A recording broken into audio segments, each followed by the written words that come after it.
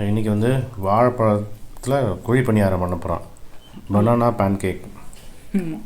என்னென்ன வாழைப்பழம் ஒரு 3 வாழைப்பழம் எடுத்துட்டுருக்கேன். குட்டி குட்டி வாழைப்பழம். பால் எடுத்துட்டுருக்கேன்.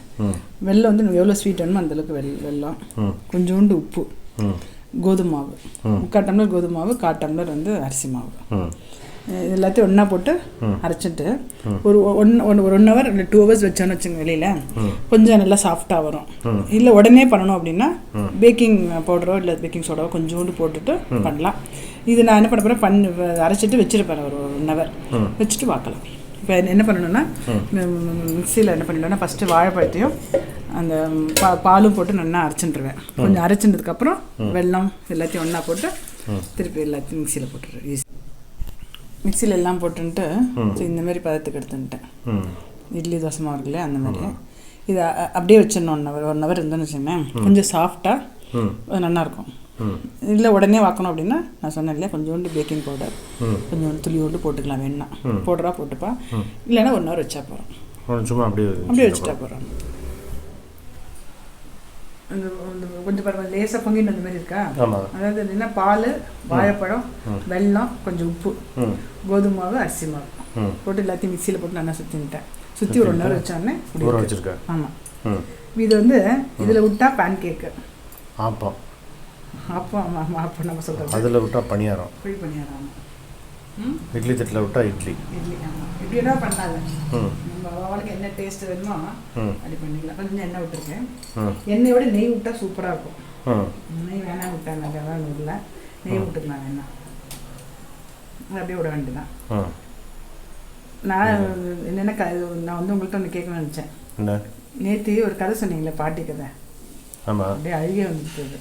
அப்படியா? ஆமாம், அந்த கதை வந்து நிறைய இதுக்கு அந்த கதையை சொல்லலாம். அது வந்து சொல்லுங்க, அந்த பாட்டி கதை. அந்த பாட்டி கதையா? ஒரு ஊரில் ஒரு சின்ன கிராமம். அந்த கிராமத்தில் ஒரு பாட்டி. அந்த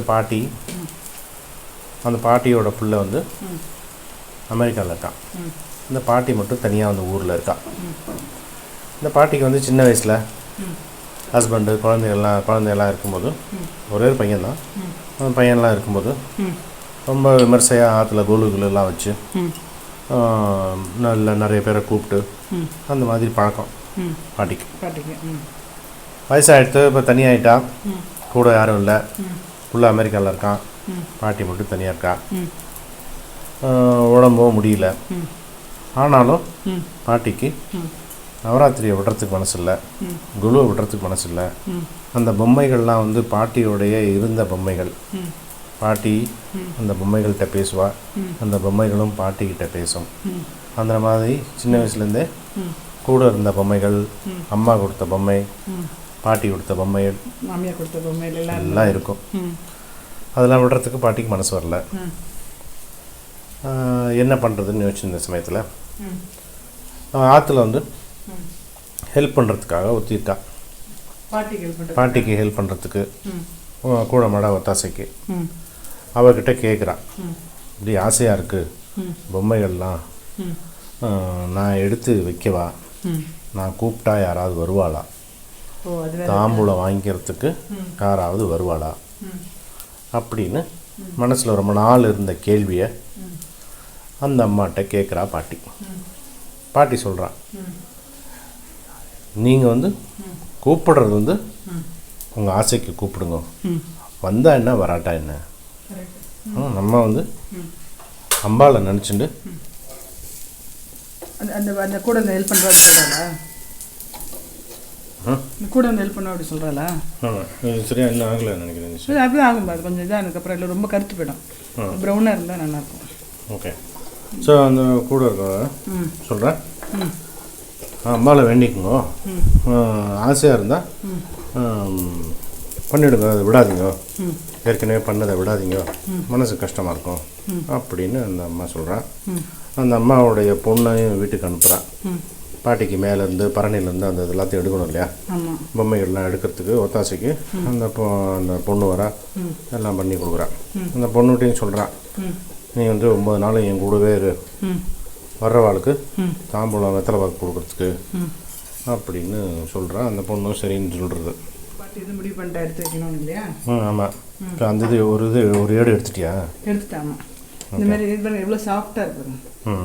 நல்லா இந்த மாதிரி நல்லா இருக்கும் அது. ஓகே. ஸோ அப்படின்னா சரின்னு பாட்டி தைரியமாக வைக்கிறான், குழுவாக வைக்கிறான். ஃபஸ்ட்டு ஒரு 2 நாள் வந்து பாட்டிக்கு தெரிஞ்ச வாழ்க்கெல்லாம் ஃபோன் பண்ணுறான். அந்த கூட ஒத்தாசையாக இருக்கிற அந்த அம்மாவும் அவளுக்கு தெரிஞ்ச வாழ்க்கெல்லாம் சொல்கிறான். ஒரு 2 பேர் வந்தா. அதுக்கப்புறம் பெருசாக யாரும் வரல. பாட்டி ஏன்னா தனியாக இருக்கா இல்லையா, யாரும் வரல. பாட்டிக்கு ரொம்ப கஷ்டமாயிடுது. 3ஆவது நாள் பார்க்குறான் யாருமே வரல. ஆற்றுல சக்கரை பொங்கலும் சுண்டலும் பண்ணி வச்சுருக்கா பாட்டி. பாட்டிக்கு சின்ன வயசுலேருந்தே பழக்கம் என்னென்னா, வந்தவாளுக்கு கொடுத்துட்டு ஃபஸ்ட்டு நைவேத்தியம் பண்ணுவாள், அம்பாளுக்கு காமிச்சிட்டு வந்தவாளுக்கெலாம் கொடுத்து மிச்சம் இருந்தால் சாப்பிட்டுட்டு படுத்துப்பாள். சின்ன வயசுலேருந்தே ஒரு பழக்கம். இப்போ அதே மாதிரி பார்க்குறா யாருமே வரல. யாருமே அப்படியே ஈஸி சேர் ஒன்று இருக்குது. அந்த ஈஸி சேரில் அப்படியே சாஞ்சுட்டு கண்ணை மூடின்னு இருக்கா. அப்போ வாசல்லேருந்து யாரோ கதவை தட்டுறான். கதவை தட்டினோடனே யாருன்னு பார்க்குறான். உள்ளேருந்து ஜன்னல் வழியாக கேட்குறா யாருன்னு. குழுவை பார்க்குறதுக்காக வந்திருக்கேன், வாசலில் நின்று பேச வைக்கிறீங்களே அப்படின்னு சொல்கிறான். வந்த மாமி கதவை திறந்து அவசரமாக ஓடி கதவை திறந்து வாங்குறான். அந்த மாமி வந்து மாலினின்னு பக்கத்து தெருவில் இருக்கா இல்லையா, காஞ்சிபுரத்தில் வந்திருக்கேன், அவள் சொன்னா நீங்கள் வந்து குழு வச்சுருக்கேன் அப்படின்னு. சரி அப்படியே உங்களை பார்த்துட்டு போகலான்னு வந்தேன் அப்படின்னு சொன்னோடனே சரி தெரிஞ்சது மாமிக்கு. சரி வாங்கன்னு உள்ளே கூப்பிட்டு பலகாரத்தெல்லாம் கொடுத்து பேசி இருந்துச்சு. மாமி வந்து தாம்பூலத்தை கொடுக்குறான். மாமி வந்து நல்லா வெத்தலை பாக்கெலாம் வச்சு ஒரு புடவையும் வச்சுருக்கா வந்தவாள் கொடுக்கறதுக்காக பாட்டி. அந்த புடவை பார்த்தோன்னே நல்ல அரக்கு கலர் புடவை. அந்த அம்மாவுக்கு, மாலினி அம்மாவுக்கு ரொம்ப பிடிச்சிருக்கு அந்த புடவை. ரொம்ப நல்லா இருக்குது அரக்கு புடவை அப்படின்னு சொல்லிட்டு, நான் இங்கேயே கட்டி காமிக்கவா அப்படின்னு கேட்குறான்.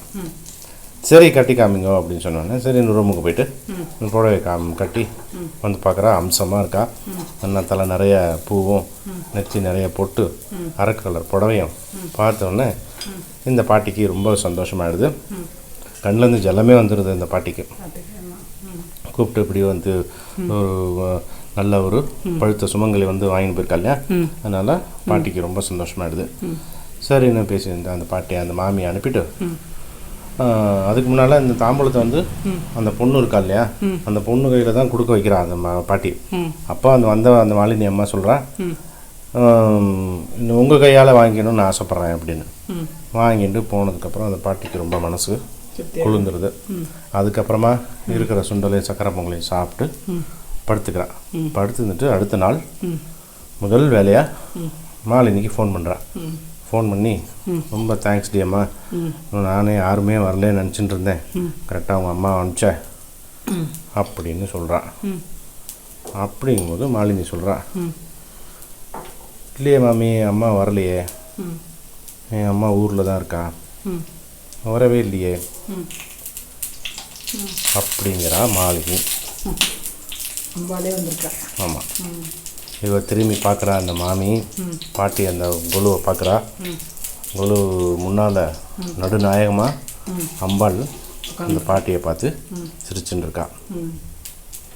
ஸோ இந்த கதையிலேருந்து நமக்கு என்ன தெரிகிறது? நிறைய கற்றுக்கலாம் இந்த கதையிலேருந்து.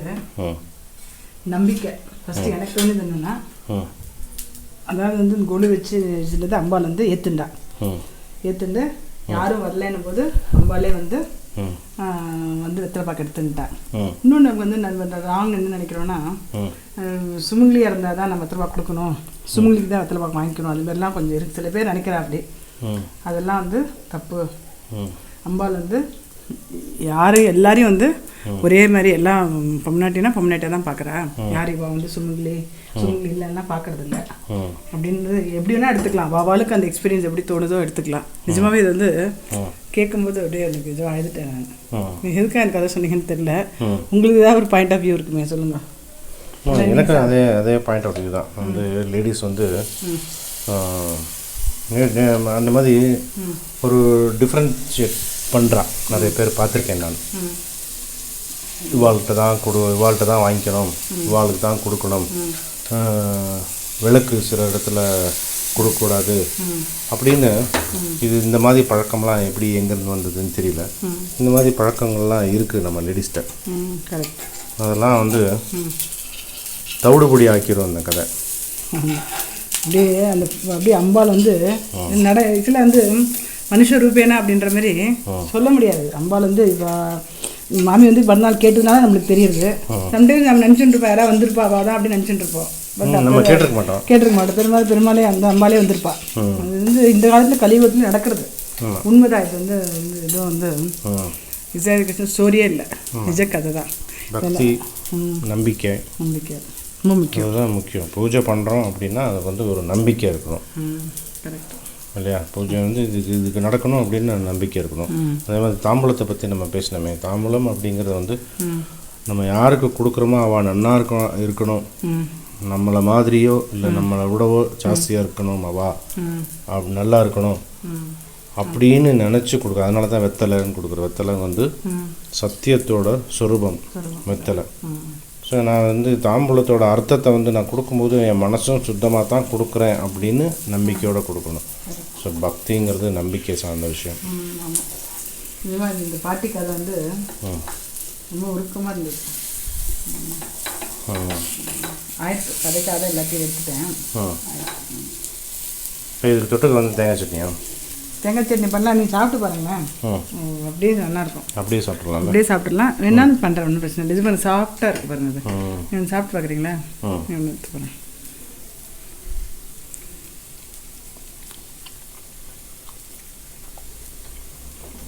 எப்படி இருக்கு? நல்லா இருந்துச்சு. ரொம்ப நல்லா இருக்கும். டக்குன்னு பண்ணுற டிஃபன் டக்குன்னு ஆகிடும். ப்ளஸ் வந்து எல்லாருக்கும் பிடிக்கும். ஈஸி பண்ணுறது. ஆமாம், சும்மா வெறுனே சாப்பிட்லாம். வெறுமே சாப்பிடலாம். வேணும் தேங்காய் சட்னி அரைக்கிறேன். சூப்பராக இருக்கும். ஸ்வீட்டும் கூட கரெக்டாக அளவாக இருக்கும். இதுமாரி தான் போடணும். ரொம்ப போட்டாலும் சாப்பிட முடியாது. வாழைப்பழ பணியாரம், பனானா பான்கேக் ஆயிடுச்சு. சூப்பராக இருக்கு. அமர்க்கலமாக இருந்தது. வாழைப்பழ பணியாரம், வாழைப்பழ அப்பம். ஆமாம், இது அப்படியே சாப்பிடலாம். ரொம்ப தேட்டும் போது தோணிச்சுன்னா கொஞ்சம் நல்லா கொஞ்சம் இஞ்சி போட்டு தேங்காய் சட்னி அரைக்கும். இது இனிப்பு வந்து கரெக்டாக அளவாக இருக்குது. அப்படியே சாப்பிடலாம். ஆமாம், எவ்வளோன்னா இப்போ 1/4 டம்ளர் கோதுமை மாவு, 1/4 டம்ளர் அரிசி மாவு இல்லையா, 1/4 டம்ளர் இல்லை வெள்ளை எடுத்துருந்தா போடும். கொஞ்சம் உப்பு போடணும். கொஞ்சம் உப்பு போடணும்க்கா. Okay, thanks.